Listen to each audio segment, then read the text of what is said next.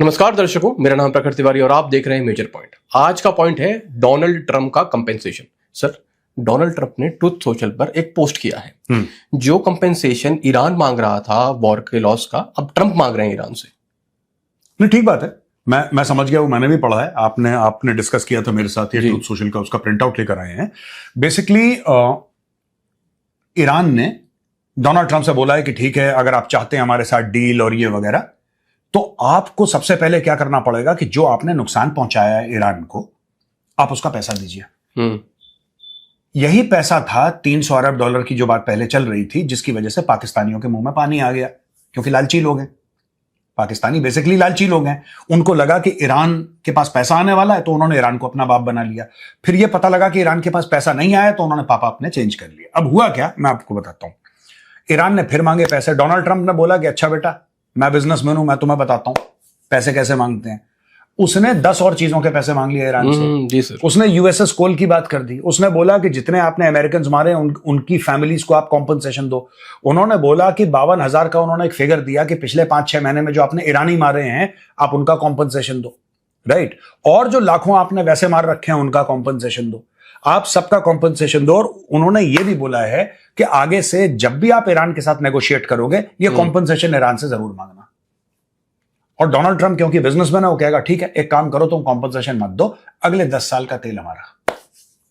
Sir, इसका status क्या है? सर, कंपेंसेशन कौन किसको देगा और हॉर्मुज पर क्या स्टेटस है? क्योंकि सर, ईरान और ओमान ने आपस में बात की, तो उसके बाद भी ईरान ने यही कह दिया, भले ही हमारी डिस्कशन हुई है ओमान के साथ, पर हॉर्मुज तभी खुलेगा जब हमें मुआवजा मिलेगा।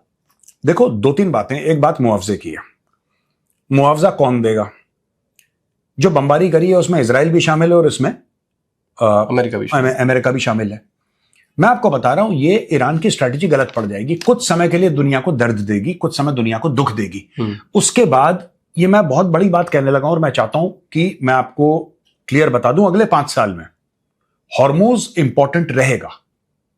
हॉर्मुज हर समय इंपॉर्टेंट रहेगा, लेकिन अगले 5 साल में उसका इंपॉर्टेंस 50% हो जाएगा। उसका जो इंपॉर्टेंस है वो 50% हो जाएगा। और यह बात सऊदी अरब ने प्रूव कर दी है। सऊदी अरब ने यह बात प्रूव कर दी है। नहीं समझ रहे? देखो, छोटी सी बात है। सऊदी अरब के जो एक बहुत बड़ी कंपनी है Aramco, in fact one of the biggest oil companies in the world, Aramco Saudi Arabia owned है, राइट। उसने बोला है कि साहब, जो हमारा क्वार्टरली प्रॉफिट है, हमें प्रॉफिट हो गया बहुत ज्यादा ड्यूरिंग द वॉर प्रॉफिट हो गया। अब लोगों ने बोला, यार तुम्हें प्रॉफिट कैसे हो सकता है? तुम्हें प्रॉफिट किस तरीके से हो सकता है जब आप ये कह रहे हो कि हॉर्मुज भी बंद है, सब कुछ बंद है, बाबल मंदिर पे मिसाइलें गिर रही हैं, आपको प्रॉफिट कैसे हो गया? You got it, right. उन्होंने रास्ता निकाल लिया, भारत भी रास्ता निकाल लेगा। समय लगेगा, पैसे लगेंगे, लेकिन ईरान को भी एक बात पता होनी चाहिए कि जब आप बहुत ज्यादा प्रेशर किसी के ऊपर डालते हो, तो एक लेवल तक, क्योंकि बिजनेस है, क्योंकि धंधा है, लोग कॉम्प्रोमाइज करते हैं। दैट इज द नेचर ना, लोग कॉम्प्रोमाइज करते हैं। वो तो फौजी लड़ाई में कॉम्प्रोमाइज नहीं होता, बिजनेस में तो कॉम्प्रोमाइज होता है। तो भारत भी करेगा कॉम्प्रोमाइज, चाइना भी करेगा कॉम्प्रोमाइज, सब लोग कॉम्प्रोमाइज करेंगे। लेकिन एंड में होगा क्या? एंड में लोग अपना रास्ता निकाल लेंगे।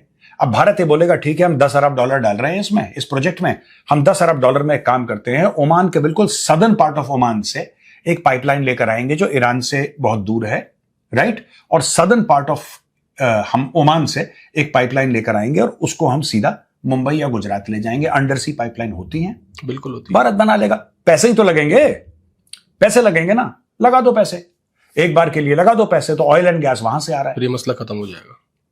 खत्म नहीं होगा, हॉर्मुज विल रिमेन इंपॉर्टेंट। ऐसी बात नहीं है, आप जितने भी पाइपलाइन बना दीजिए, हॉर्मुज इंपॉर्टेंट रहेगा, जरूरी रहेगा। लेकिन उसका इंपॉर्टेंस जो आज की तारीख में हमें दिख रहा है 100, सऊदी अरेबिया ऑलरेडी 100 से उसको 80 पे ले आया। उसका महत्व घट जाएगा, कुल मिलाकर उसका महत्व धीरे धीरे घटेगा। ईरान जितना प्रेशर डालेगा, अब ये दुनिया की जितनी भी कंपनीज हैं, ठीक है, अब कतर है, बहुत बड़ा गैस का सप्लायर है, ठीक है ना। कतर क्या करेगा? सिंपल सी बात है, कतर से पाइपलाइन आएगी हर जगह से। मैं तो इंडिया सेंट्रिक बात कर रहा हूं। और ज्योग्राफिकली अगर आप देखें तो इधर ओमान है, इधर इंडिया है, बीच में अरेबियन सी है। यही तो स्टोरी है पूरी, राइट। सर, इसके बाद अच्छा, दूसरी चीज, एक और चीज, अगर आप वहां पे ओमान के साउथ से अगर आप ले जाते हैं, अगर आपको अंडर सी पाइपलाइन बनानी है, बनाइए, जहाज से भी आ सकता है, पानी के जहाज से। ये भी तरीका हो सकता है। हाँ बिल्कुल, यही तरीका है। आपको हॉर्मोज को over a period of time उसका रेलेवेंस कम करना है। इररेलेवेंट कभी नहीं होगा हॉर्मोज। अगर किसी को लग रहा है कि हॉर्मोज खत्म हो जाएगा, ऐसा बिल्कुल नहीं है। लेकिन जो ईरान कर रहा है, जोश और जुनून में इतना आगे मत भाग जाओ कि पता लगा कि जो आपकी फौज आपके पीछे थी वो पीछे छूट गई और आप बिल्कुल अकेले घुस गए दुश्मन के इलाके में। अब बाकी दुनिया भी कुछ ना कुछ ऑल्टरनेट निकालने लगे। मजबूरी है, निकाल लेगी दुनिया, निकाल लेगी। ज्यादा कुछ होगा, हॉर्मोज की वजह से लोग रशिया के साथ अपना रिश्ता ठीक करेंगे, पूरे यूरोप को रशिया सप्लाई करेगा। राइट, नहीं बिल्कुल बिल्कुल सर, करेगा रशिया सप्लाई। फिर बोलेंगे ठीक है साउथ अमेरिका में देखो, फिर बोलेंगे कनाडा को देखो, फिर बोलेंगे यूएस को देखो, फिर बोलेंगे वेनेजुएला को देखो। तेल के बिना दुनिया थोड़ा ना चल रही है आज की तारीख में। बोलते हैं घी निकालने के लिए उंगली टेढ़ी करनी पड़ती है, यहाँ तेल निकालने के लिए उंगली टेढ़ी करनी पड़ेगी दुनिया। बिल्कुल, बहुत ही बढ़िया। इसके बाद सर अगली चीज पे आता हूँ। ट्रम्प का स्टांस थोड़ा चेंज होता हुआ नजर आ रहा है कुछ समय से। अभी उन्होंने एक इंटरव्यू में कहा कि we are semi negotiating with Iran. उसके बाद वो ये भी कहते हैं we are low keying it. उसके बाद ये कहते हैं कि it's just like a chess game, the war with Iran is just like a chess game. तो उनका स्टांस क्यों सर चेंज हो रहा है? वो मिलिट्री फ्रंट पे पीछे जा रहे हैं और ये स्ट्रेटेजी फ्रंट पे, डिप्लोमेटिक फ्रंट पे आगे जा रहे हैं कुछ समय से। Trump has very limited cards. 2-3 चीजें हैं जो डोनाल्ड ट्रम्प को परेशान कर रही हैं। एक तो रिपोर्ट आई है दुनिया भर के, वॉशिंगटन पोस्ट ने भी बोला है, न्यूयॉर्क टाइम्स में बोला है कि उनके पास जो इंटरसेप्टर्स हैं बहुत कम है, उनके पास ऑफेंसिव कैपेबिलिटीज बहुत कम है, क्योंकि सब दाग दूग चुके हैं लोग। तो उन्होंने बोला खत्म करो इस चीज को।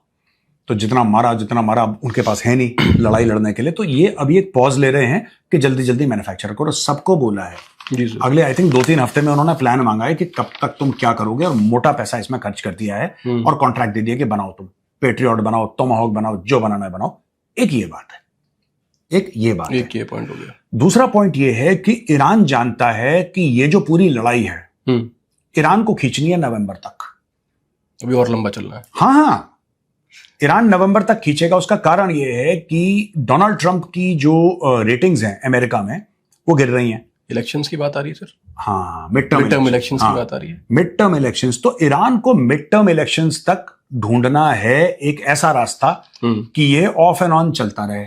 ईरान करता रहेगा of and on, of and on, of and on, कुछ ना कुछ चलता रहेगा। अब ईरान को रोकने वाला कोई नहीं है, ठीक है, क्योंकि अमेरिका में मिड टर्म इलेक्शंस है। ऐसी बात नहीं कि अमेरिका की मिसाइलें खत्म हो गई हैं, ना ना ना। अमेरिका के पास बहुत फायर पावर है, बहुत ज्यादा फायर पावर है। अमेरिका के पास ऐसे ऐसे वेपन्स हैं नॉन न्यूक्लियर की बात कर रहा हूं, जहां पे जितने भी छोटे छोटे आइलैंड है ना, आइलैंड के आइलैंड तबाह कर देगा वो 1-2-3 बॉम्ब मार के। उसके पास ऐसे वेपन्स हैं। तो अमेरिका ने फिर एक चाल चली। क्या चाल चली अमेरिका ने? बस सर मुझे तो ये समझ में आ रहा है कि चुनाव से पहले नेता चाल क्या चली? मेरे को इतना समझ में आया कि चुनाव से पहले जो नेता है ना थोड़ा शांत होने की कोशिश कर रहा है। ना, ऐसा नहीं, शांत नहीं हो रहा अमेरिका। हाँ। आपको ये बात समझनी पड़ेगी कि पाकिस्तान जो है, फेवरेट फील्ड मार्शल तो आसिम मुनीर ही है। जी सर, बिल्कुल, ट्रंप का। बिल्कुल बिल्कुल, जो वेटर बन के गया था वहां पे व्हाइट हाउस में कि देख लो मालिक, खरीद लो हमसे कुछ, है ना। F-35 कौन सा देश खरीद रहा है लेटेस्ट अमेरिकन वेपन? तुर्की। पाकिस्तान उसके टायर नहीं खरीद सकता, भिखमंगे हैं वो। तो F-35 वो खरीद रहा है। जी सर। तीसरे लेवल पे आप ये बताओ कि कौन सा ऐसा देश है जिसके यहाँ सबसे ज्यादा अमेरिकन बेसेस हैं? वो सऊदी अरब है जी।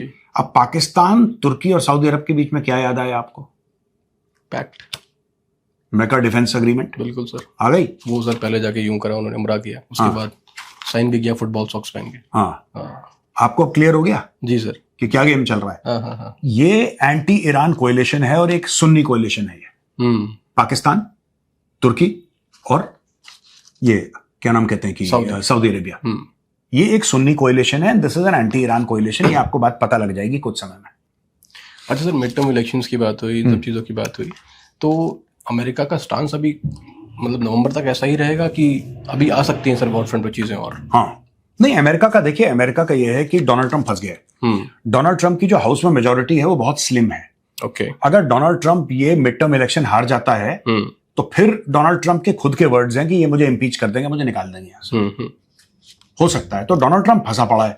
अब जोश में आके बीच में कहता है बम मारो, फिर कहता है रुक जाओ। ये सारी चीजें चल रही हैं। सर इजराइल वाले फ्रंट से भी शायद फंसे हुए नजर आ रहे हैं। कारण ये है कि जो पीस प्लान बनाया था उन्होंने, नेतन्याहू ने मना कर दिया कि हम इस पे कोई साइन नहीं करेंगे। कोई नहीं मानेगा यार। देखो वो दिन चले गए जब एक छत्र राज हुआ करता था अमेरिका का, अमेरिका बोलता था, दुनिया कहती थी जी मालिक। वो दिन चले गए हैं अमेरिका के, और अमेरिका को अभी तक एहसास नहीं है। वो अपने कल्चर में, अपने गाने में, अपने हॉलीवुड में इतना बिजी है America. America does not realise. America फंस चुका है, बुरी तरीके से फंस चुका है, और अमेरिका को समझना पड़ेगा कि भाई हम फंस गए। America will have to understand that they are stuck. हाँ टेलीपैथी हो गई सर, एक साथ वर्ड बोल दिया हमने। हाँ, दे आर स्टक। अच्छा सर, तो पीस प्लान पे कोई अपडेट नहीं होगी, कोई साइन नहीं करेगा, मतलब वैसे ही वो हालात जो है वैसे ही बने रहेंगे गाजा के भीतर? ईरान, आप किसकी बात कर रहे हो? आप गजा वाली बात कर रहे हो? जी जी जी सर। वो चलता रहेगा धीरे धीरे धीरे। देखो डोनाल्ड ट्रंप ने क्या करा कि शर्म एल शेख में मीटिंग करवाई जी, कि गाजा में अमन शांति होनी चाहिए। शर्म एल शेख है आपके इजिप्ट में, राइट, जहां पे वो उसका बटलर बन के गया था, ये शहबाज शरीफ। ऐसे ऐसे करके सलूट कर रहा था उसको शर्म एल शेख। शर्म एल शेख में ना तो हमास था, शर्म एल शेख में ना इजराइल था। तो मीटिंग किससे हो रही थी सर फिर? वेल, ये सवाल है बहुत खतरनाक। अब फिर उन्होंने मीटिंग करवाई। एक तरफ इजरायली थे, एक तरफ लेबनान की गवर्नमेंट थी। व्हाइट हाउस में बुलाया, बोला कि साइन करो। उन्होंने बोला कहां अंगूठा लगाना है बताओ, कर दिया। लड़ाई किससे हो रही है? हिजबुल्लाह के साथ। लेबनान के साथ तो लड़ाई नहीं है, लेबनान के साथ लड़ाई है ही नहीं। लड़ाई किसके साथ है? हिजबुल्लाह के साथ। आपने साइन करवा दिया, फिर आप कहते हैं कि बात क्यों नहीं हो रही? तो अरे मियाँ बीवी तो बुलाए नहीं, शादी कैसे हो गई? अब वो डोनाल्ड ट्रंप बताएगा कि मियाँ बीवी बुलाई नहीं, शादी कैसे हो गई। That Donald Trump will tell you. वही करवा सकता है बिना मियाँ बीवी की शादी। अच्छा सर, एक सवाल आखिरी में ले लेता हूँ। जो रीशफल चला है अभी ईरान के अंदर, हाँ, मेजर पोस्ट पर रीशफल हुआ है, जो उनके आर्म फोर्सेस के चीफ हैं वो भी चेंज किए गए हैं। ये क्या संकेत देता है सर? ये क्या इजराइल का स्टैंड मजबूत करेगा ट्रंप के थोड़े डिप्लोमेटिक होने के बाद? ये संकेत ओवरऑल क्या देता है? इजराइल ने ये बोल दिया है अमेरिका को कि आप हमें ओके दे दो, हम जाके तोड़म-ताड़ी करते हैं ईरान के अंदर। जी, नेतन्याहू पूरी तरीके से तैयार है ईरान के अंदर फिर से बमबारी करने के लिए, और अमेरिका से कहता है यस तो बोलो। यस का क्या मतलब है? यस का ये मतलब है कि हमें हथियार देते रहना, तुम लड़ाई वड़ाई मत करो, तुम्हारे बस का नहीं, हम खुद झेल लेंगे ईरान को, हम कर देंगे उसका फिक्स मामला। तो ये उन्होंने बोला है। अगर डोनाल्ड ट्रंप हाँ कहता है तो लड़ाई दोबारा इजराइल शुरू कर देगा ईरान के साथ। ये एक बात है।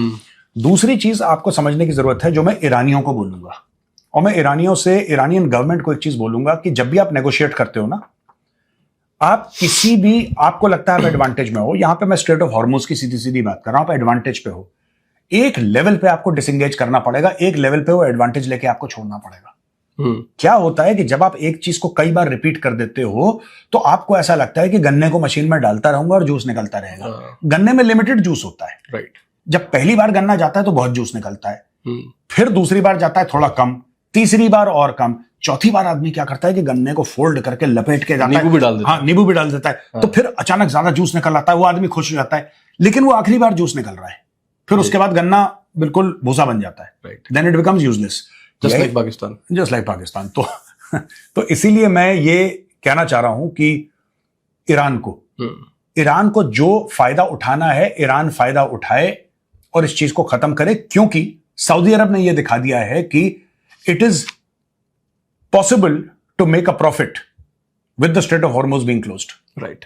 ये ऑन ग्राउंड सऊदी ने दिखा दिया, अरामको ने दिखा दिया। अब लोग, आपको क्या लगता है कि इंडिया में बैठ के लोग इसको स्टडी नहीं कर रहे होंगे अरामको को? सब दुनिया भर के लोग कर रहे होंगे सर। मैं तो इंडिया की बात कर रहा हूं। यहां पे जो मिनिस्ट्री है पेट्रोलियम की, क्या उसके जो थिंक टैंक हैं या फिर जो हमारी बड़ी बड़ी ऑयल कंपनीज हैं, जैसे कि इंडियन ऑयल है या भारत पेट्रोलियम है या हिंदुस्तान पेट्रोलियम है, क्या ये लोग नहीं स्टडी कर रहे होंगे? क्या जो जामनगर वाले हैं या फिर नयारा एनर्जी वाले हैं, right. क्या वो इस चीज को स्टडी नहीं कर रहे होंगे? ऑब्वियसली स्टडी कर रहे होंगे, right. Of course they will study it, and when they study it then they will demand answers. Yes, thank you so much for watching. We will join again tomorrow. Jai Hind.